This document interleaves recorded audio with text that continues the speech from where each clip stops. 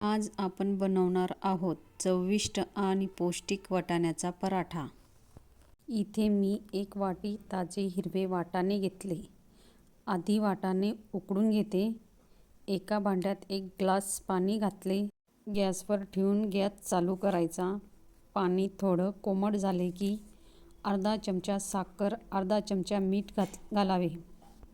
वाटाणे घालावे। थंड पाण्यात घालू नये, हलके गरम पाण्यात घालावे। 3-4 मिनिटं वाटाणे शिजतात तोपर्यंत एक कांदा कापायला घेते। कांदा कापून झाला। वाटाणा थोडे हलकेसे दाबले गेले। वाटाणा शिजला गेला आहे। जास्त शिजवायचे नाही। गाळणीत काढून घेते। वाटाणे गरम असतानाच थंड पाण्यात घालावे। असं केल्याने वाटाणा टवटवीत राहतो।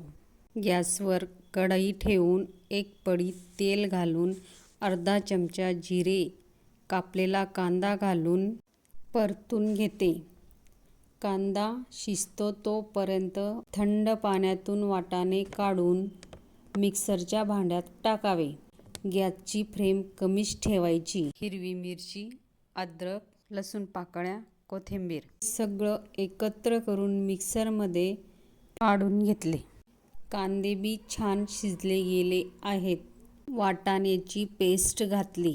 अर्धा चमचा धनेपूड, लाल तिखट, हळद, मीठ घालून 1 ते 2 मिनिटं परतून घेतले।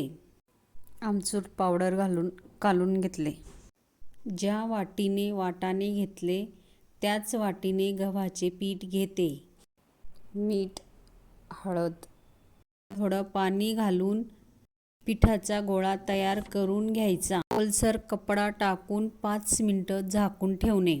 कणिक छान मुरली गेली, तेल लावून चोळून घ्यायची। छोटा गोळा घेऊन लाटी तयार करावी। पीठ लावून सारण भरण्यापुरता लाटून घ्यावी। सारण भरून नीट बंद करून पीठ लावून अलगद पराठा लाटून घ्यायचा। तवा गरम झाला की थोडं तूप घालावे। लाटलेला पराठा तव्यावर टाकायचा। तूप लावून दोन्ही बाजूंनी छान खरपूस भाजून घ्यायचे। सगळे पराठे ह्याच पद्धतीने करून घ्यायचे। तुम्ही ही रेसिपी एकदा नक्की करून पहा आणि तुमच्या कुटुंबासोबत स्वादिष्ट पराठ्याचा आनंद घ्या।